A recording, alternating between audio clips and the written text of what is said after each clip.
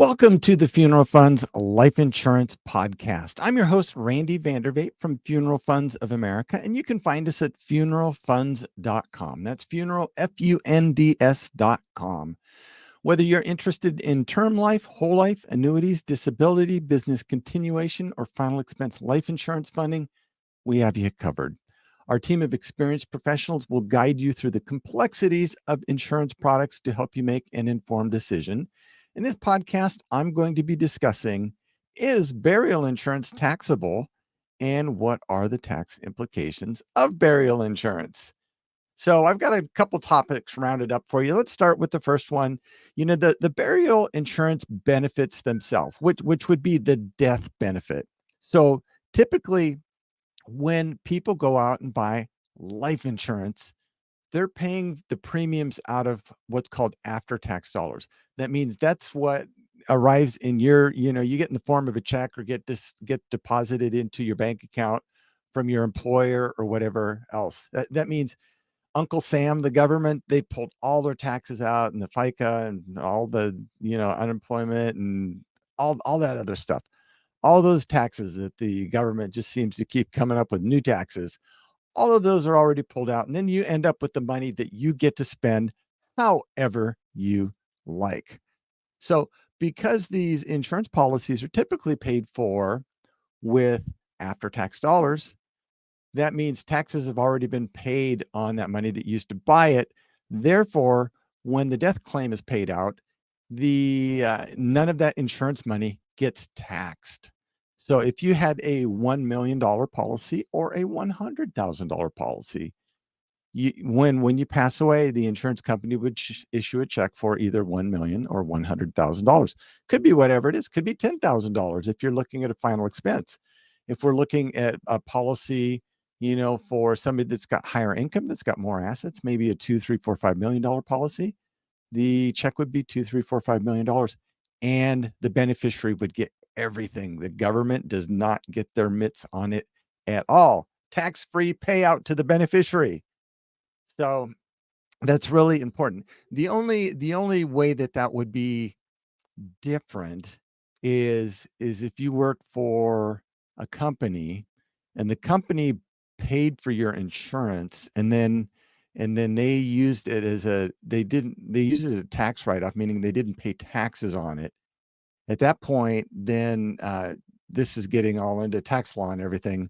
But generally at that point, the taxes haven't been paid, and when the actual death benefit gets paid out, now it would be subject to tax liability. So, but that's really not very common. That's more in a business environment and things like that. And boy, we help a lot of people with a lot of businesses with the finding out what insurance is going to be appropriate for their needs. But it's also important to understand that because the money he's paying out is not taxable, all of it can be used to pay for like funeral costs or replacement of income.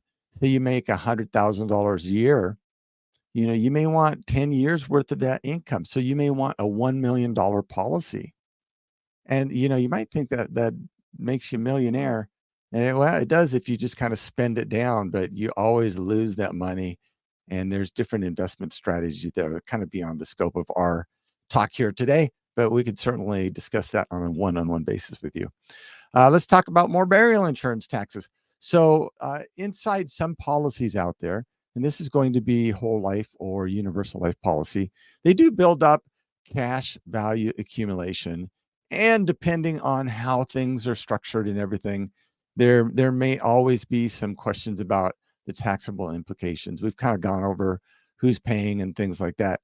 But yeah, that would be a very unique situation that's very specific to very specific policies and companies out there. So just understand though, it's in most cases the cash value accumulation that happens in those accounts, the government gets no part of that, especially if you've paid for and paid your premiums and any overages that you paid into the policy tax free. That means you can borrow out of that cash value of the policy whenever you want, and you pay that interest to yourself kind of within the policy versus to a bank. And You don't have to ask permission. You don't have to qualify financially or health-wise or anything when you're pulling that money out. So it does offer a lot of freedom if you do end up funding a plan adequately, that you do end up with a sizable portion of cash value. But with that said, sometimes people have enough cash value that, the refrigerator went out and they just need $1,000 because they don't have it, and they can borrow that out of the policy and get a brand new fridge. Now, we always recommend people pay that money back in, but the cool thing is you can pull that $1,000 out. It's not taxable, and you can end up with a fridge that actually works. So yeah, pretty cool deal. Policy loans is another thing. If you're taking a loan against the cash value in the policy, it's not taxable. We've kind of talked about that.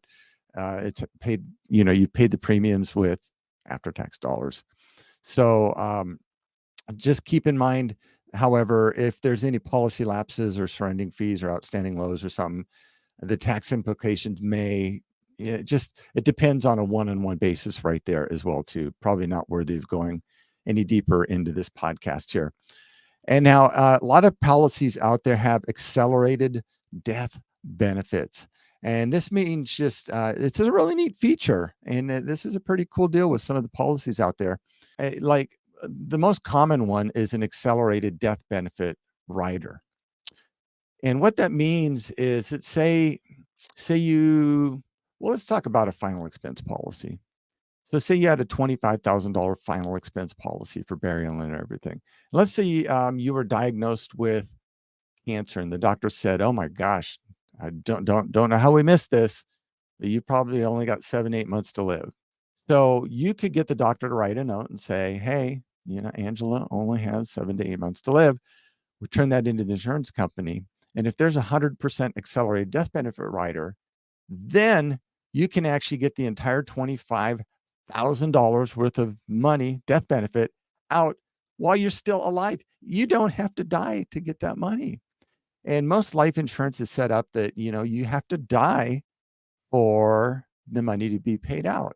And in many cases, when you do pass away, there's a little time lag between when you pass away and get the death certificate and everything over to the insurance company and the time that you actually get paid. The policy payout is approved. So the cool thing about this is, let's go back to our final expense at $25,000. You would be obviously devastated to find out that you only had 7 to 8 months to live. You probably thought you were going to live another 20, 30, maybe even 40 years. But right? Just kind of bummer genetics. You ended up with something that was terminal. So what you could do with this plan is you could get the entire, you could get part of it, or you could get all of it. So if you only wanted to pull 10 or 15,000, you could do that. If you want to pull the entire 25,000, you could do that too. But again, most people would be in a state of shock for maybe a month or two, and then they would probably just go, "You know what? I don't want my family to have to deal with this. I know I'm going to pass away. I've come to terms with that.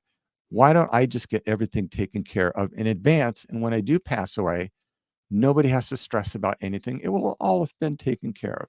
And that may seem kind of morbid, but that's just also seen as being responsible and a realist that you're not going to be around. So you can get the money out in advance, go down to the funeral home and say, "Hey, I want everything taken care of. I'm going to prepay everything. And all I want to happen is my family to show up and say, 'Hey, they passed away and we need to get this done right now.'" So the cool thing about the accelerated death benefit is you can get that money while you're still alive. Now, let's say the burial only cost $10,000. So you had a $25,000 policy. So now you got $15,000 left. Well, you could pay off debt. You could do all sorts of things with that money. But what a lot of people would do is say, "Hey, you know what? We just never had that money for that one fantastic, amazing family trip that we always wanted to take. And why don't we use that extra $15,000 and do that while I'm alive, while I can still get around, while I can enjoy it, and while everybody else can." And you'll have that final memory, in what life you have left, and your family members will have that for the rest of their lives. What a really cool benefit from that standpoint, to be able to get that money beforehand. So we definitely, in final expense, favor companies that have that 100% accelerated death benefit. And the death benefit, even if you accelerate it and get it before you die, it's not taxable. So you get the entire $25,000.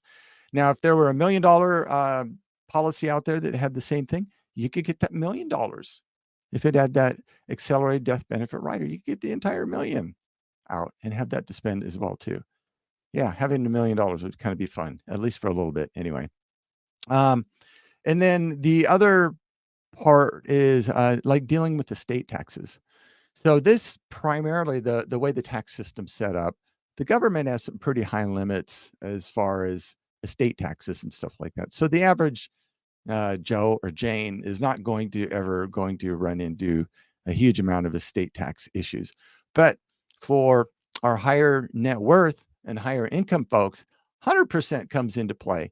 And what that means is that, with the state taxes above a certain amount, and it changes, the government changes, they change the rules often. But above a certain amount of assets, they're going to come and assign taxes, estate taxes, and they want some of that money. Now, a lot of people that are higher wealth, they have their wealth tied up in property and assets, and a lot of times that's not liquid assets that they can get at really quick and just come up with a whole bunch of money. So when the government comes knocking at the door after a death occurs, they may want a lot of money. And what ends up happening is families have to sell estates and houses and boats and land and everything just to pay the government taxes. And all of this could have been prevented if they had just had some life insurance in place to be available to pay those taxes. And then none of those assets would have had to been sold to pay Uncle Sam, because Uncle Sam always gets his money before anybody else. So, yeah, having life insurance in place to pay those taxes is really a terrific feature of this life insurance. And again, if it's paid with pre-tax dollars, all of that money comes to the beneficiary tax-free. Now, another thing, estate taxes wise too, is when the money's paid out to the beneficiary, it's no longer within the estate. So, you avoid a lot of probate stuff too. Now, probate stuff differs by every state out there. Some states may say, hey, if you've got above $95,000 worth of assets, it's got to go through probate just to make sure things are split up and okay. And some states are going to be higher and some states are going to be lower. But just understand that having that life insurance money that's not tied up in the estate is really a big deal to help the surviving family members just get by financially until things get taken care of.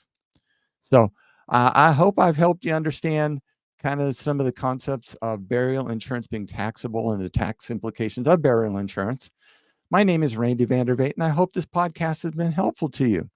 Funeral Funds of America can help you qualify for first day coverage or benefits at funeralfunds.com. That's funeral, FUNDS.com.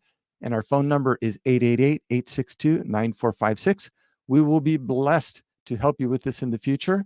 Until that day comes, stay safe, take care, and have a nice day. Bye-bye.